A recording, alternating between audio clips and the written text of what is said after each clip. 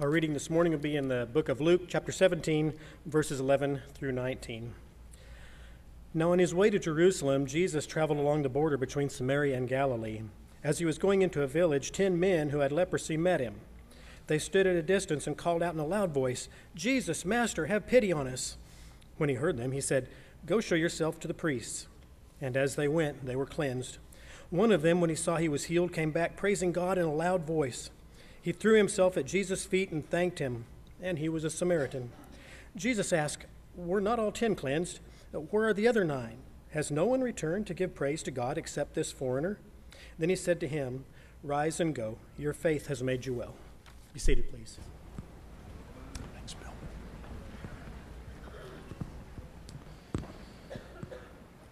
As Lee mentioned at the beginning of the service, it is great to have so many guests with us this morning, family members of the church family here at Broken Arrow who are in for the weekend. As is always the case when that happens, we have family members of our own who are visiting elsewhere, and we just pray safe travels for them and enjoyable visits with friends and family in other places. In the bulletin, it mentions that this evening we'll be considering that subject, mad at God or angry with God. That was a change that wasn't made from last week's bulletin. And again, I appreciate the comments and the discussion that we've had as a result of that lesson last Sunday night.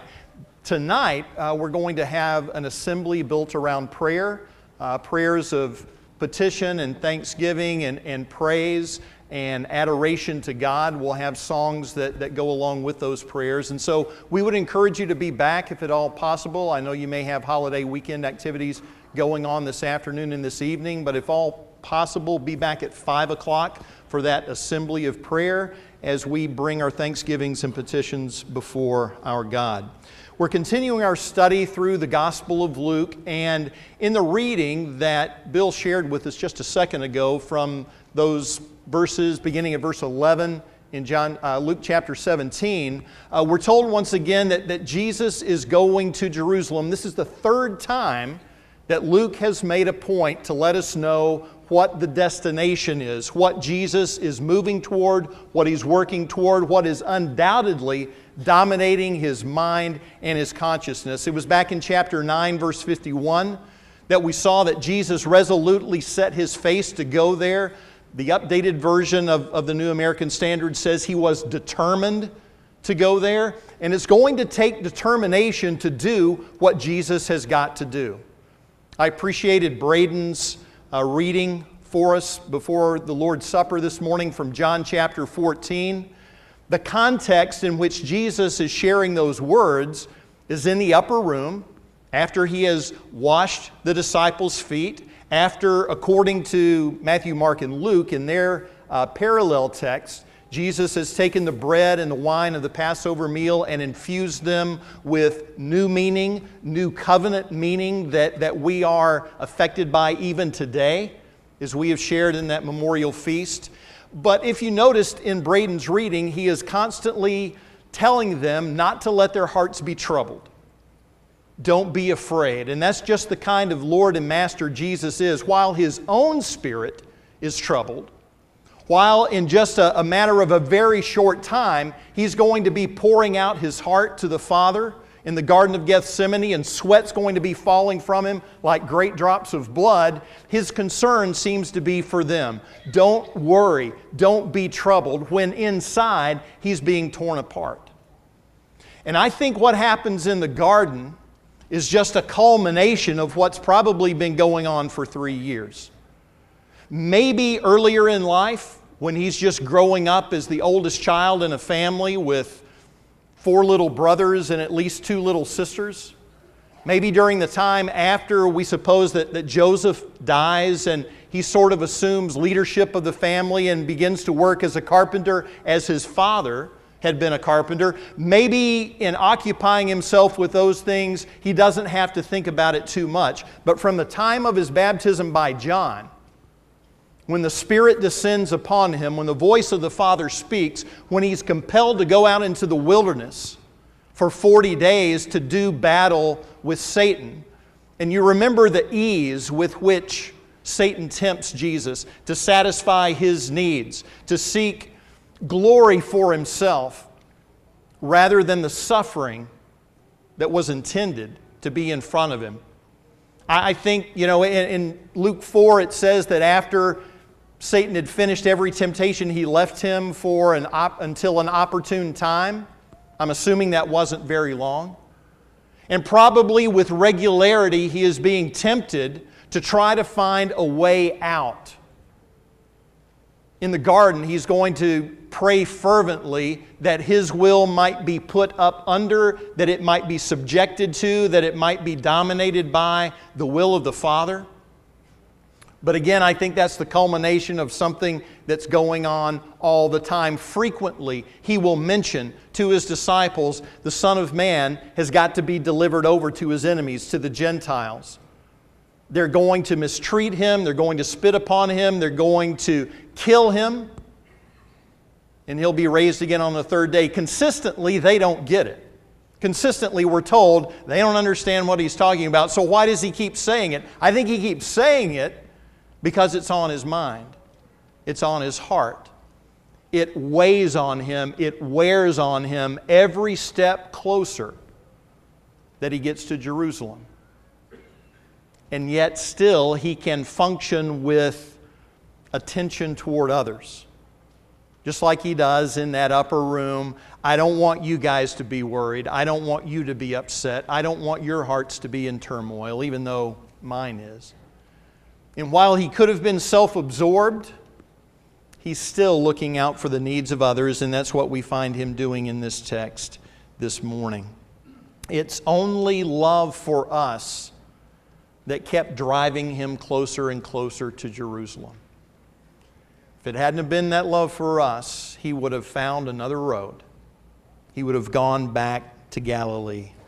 And at this point, and some scholars are disagreed as to whether or not Luke is shifting in time here, you would think by some other things that have been recorded since chapter 9, verse 51, that he would be a lot closer to Jerusalem than the borderland between Galilee and Samaria, which is on the north end of Samaria. And so maybe this is achronological, we don't really know. The truth of the story remains regardless.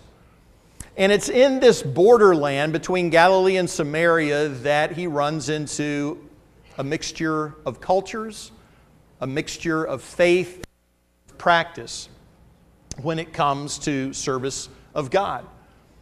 Sometimes they're passing crowds of Jews, sometimes they're passing crowds of Samaritans, and we don't have to rehearse the entire history of the animosity that existed between those groups of people.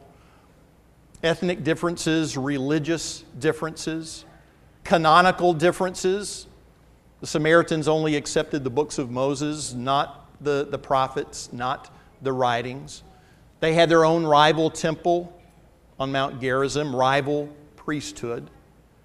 And there was no love lost between these two groups, to say the least. You remember in John 4 when Jesus has the discussion there by the well near Sychar in Samaria. The woman is surprised that he, a Jewish man, is having a conversation with her, not just a woman, but a Samaritan woman. And then parenthetically, John explains for us in John chapter 4, verse 9, that the Jews have no dealings with Samaritans.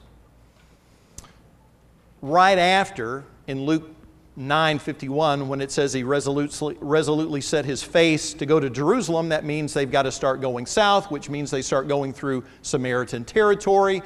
And it's in that text that follows immediately after that Jesus sends messengers ahead into one of the villages of the Samaritans to set up accommodations, to get some hotel reservations, whatever they needed for the night. And when the Samaritans realize that they're headed toward Jerusalem, they say, no vacancies here. You can't stay here. And James and John say, you want us to call down fire from heaven?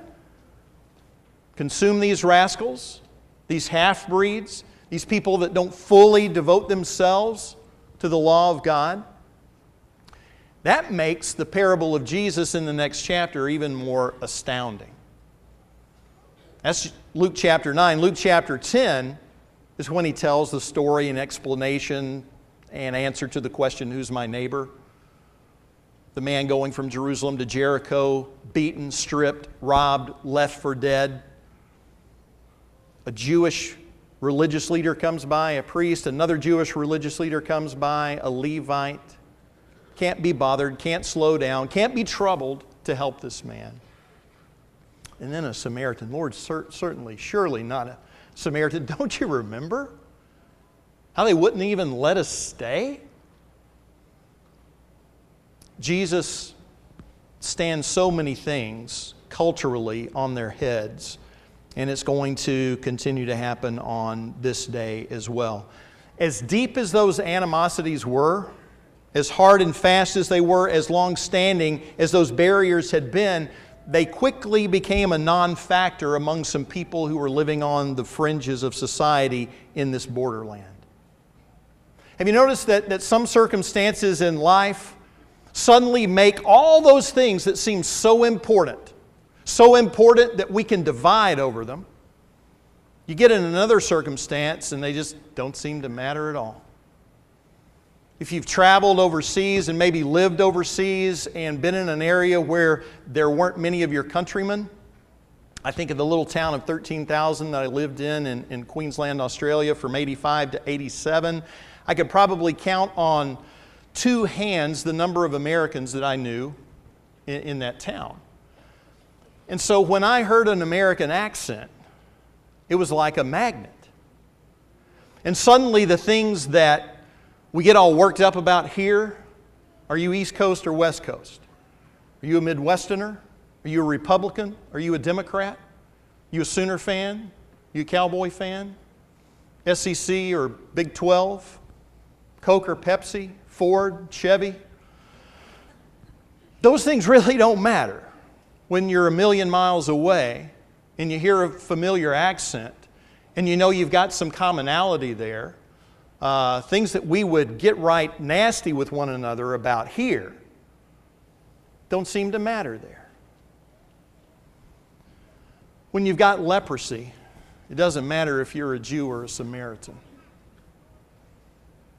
Those barriers are gone. And so you've got this group of lepers that includes Jews and at least one Samaritan. They found comfort in one another. They found community with one another because that's the only place they could find it.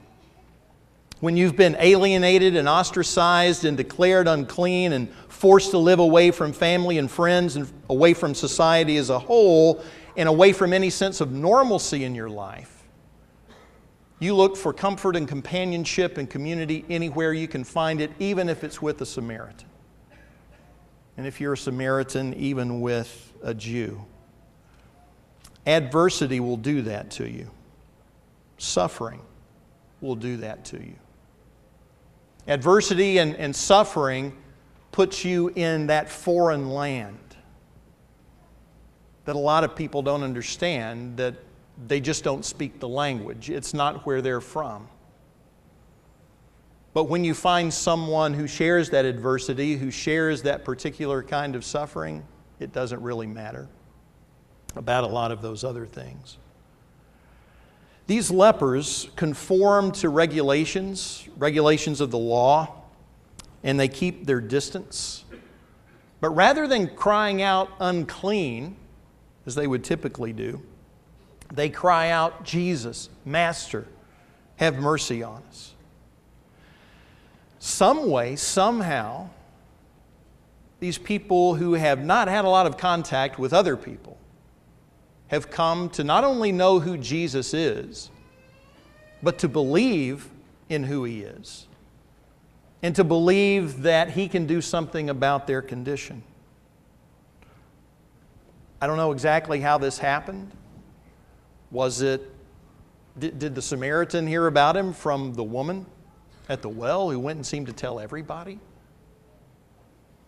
I think they found out about Jesus because Jesus has promised. If you ask, you'll receive. If you seek, you'll find. If you knock, the door will be open to you. Some way, somehow, they were seeking. And they came to have faith in Jesus Christ. Interestingly here, Jesus doesn't do what He does on other occasions. They're standing at a distance, they're crying out, and He doesn't close the distance. He doesn't walk across the gulf to them, Back in chapter 5, he encountered a man with leprosy, and he touched him. The man that was unclean, the man that would have ceremonially made him defiled according to the regulations of the law. He just speaks out to them. And interestingly, he doesn't say, be clean, be healed, be restored and made whole. He says, go and show yourself to the priests. And this is reminiscent of something we read of back in 2 Kings chapter 5, when Elisha had an encounter with a foreigner, a Syrian general named Naaman. And you remember, he doesn't even come out to see him personally. He just sends a messenger and gives him a strange instruction. Go wash yourself 7 times in the Jordan River. It was a test of faith. It was a test of obedience. It was a test of confidence and trust in Christ. And in regard to the lepers. And it was a test of Naaman's faith as well. And at first he fails the test. At first he just gets angry. He gets frustrated. He thinks about all the miles he has traveled to get to where Elisha is. And he thinks about the beautiful, clean rivers in Damascus, the same Damascus in Syria that's in the news today. The Abana and the Pharpar rivers, and now you got this muddy creek down here, this muddy Jordan, and you want me to walk down into that? Dip myself in it 7 times?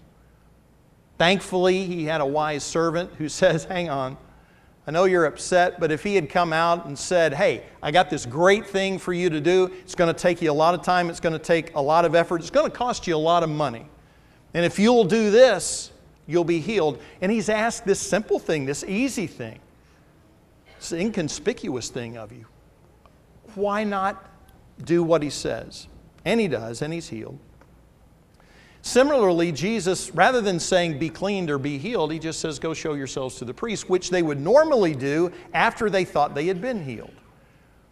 If you go back and read Leviticus chapters 13 and 14, number 1, you'll get really bored because those are tough chapters. Seems to be saying the same thing over and over and over again in regard to slightly different situations. Chapter 13 is about how you get diagnosed with leprosy. Is it really leprosy? Is it something else? And it was the priest who diagnosed you. It was the priest who declared you unclean in chapter 13. But in chapter 14, it's the priest who can declare you clean. And it talks about all the details, all the regulations that you have to go through. But it was a test of faith. Will they believe? Will they obey? Will they submit? Will they conform? And they do. They had faith in Jesus, but now they put their faith into action. They listened to His voice. They trusted His word, and they were cleansed. And I love how they obeyed, even though, in my mind, there's no way they can really understand or make sense of what He's asked them to do. I love that lesson. Obey even when it doesn't make sense, even if you don't fully understand why. If you know what He's asking of you, do it. It'll make sense later, hopefully. But believe enough, trust enough, have enough confidence in Him that He knows what He's talking about. And since He knows what He's talking about, they listen to His word and they're cleansed. I know that some of you are struggling with cancer. I know that some of you are struggling with organ failure. And if you could get the news, your cancer is gone, the tumor has disappeared, your kidneys are functioning perfectly, you know how you would feel. There's no way to describe how you would feel. And that's how these men felt. Don't know how long they had been suffering, not only from the physical disease, but from the social isolation and alienation, the loneliness, when all the company you can find is with a Samaritan. I don't know how long that's been going on. But now they're completely made whole. Probably somewhat confused, but whatever, they don't care how it happened. It just happened. And I can understand, can't you? How you're so thrilled about what's happened. You start thinking about everybody you want to tell. Swing by the priest, get the clean bill of health. The priest kind of served as these public health agents and inspectors, as well as their religious function. Get my certificate of clean health, and then I'm going home. Going back to my wife, going back to my kids, going back to see mom and dad. But one of them slowed down enough to think about going back to find Jesus.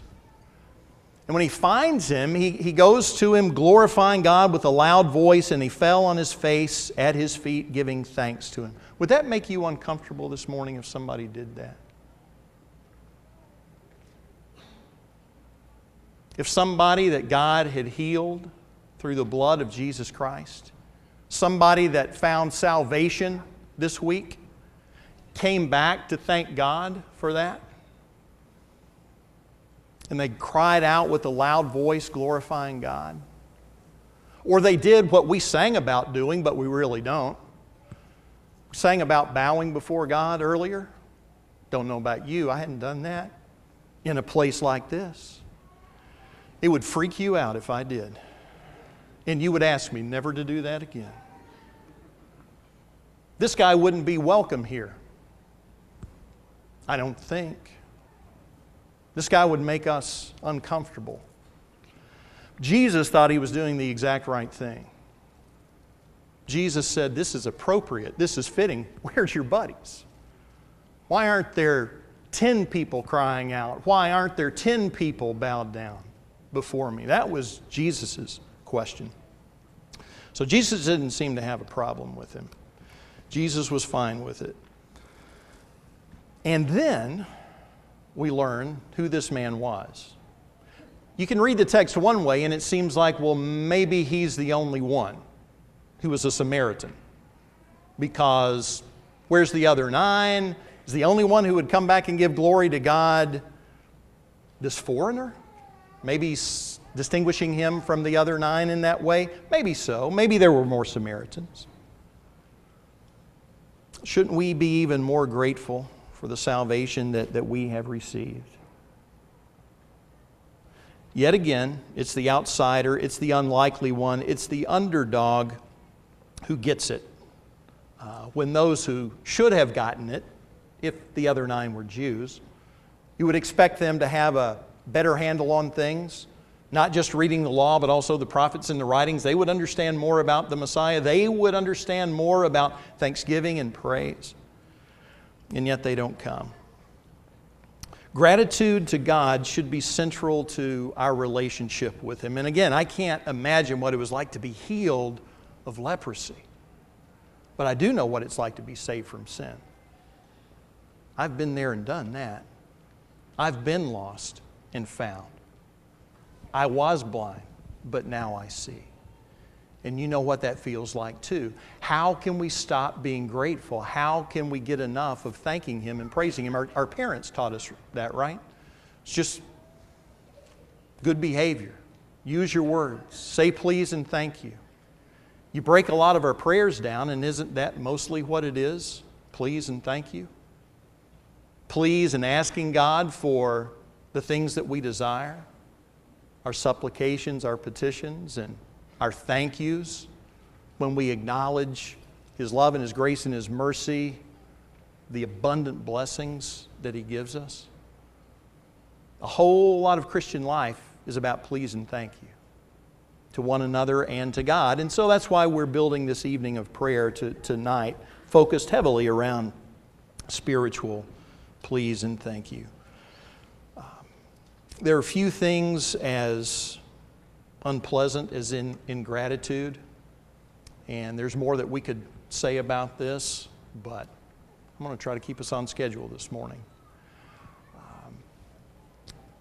Jesus asks that they simply trust Him,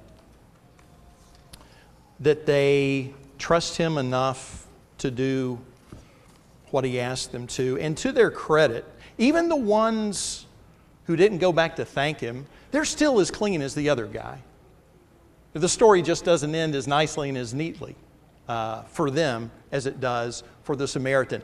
They don't get their leprosy back, thankfully, because they were ungrateful. They still get to enjoy the blessings, but not the blessing of praise, not the blessing of expressing gratitude.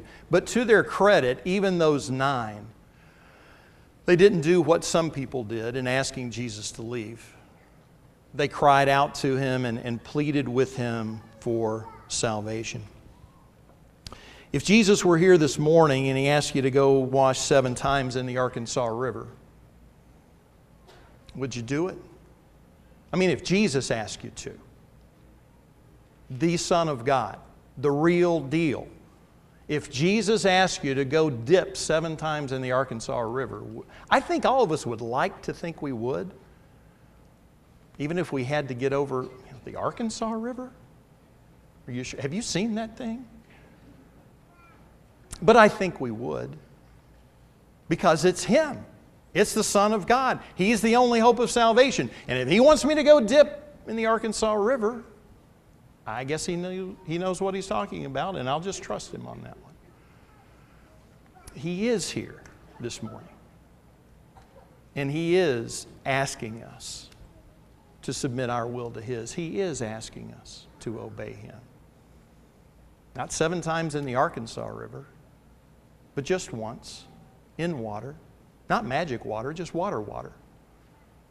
Because the power's not in the water, the power's in the blood of Christ. And He says, in doing so, you'll dramatize my death and my burial and my resurrection. And just like God raised me from the dead, you too will be raised to walk in newness of life. If He asked you to do that, would you? He is. Let's stand and sing together.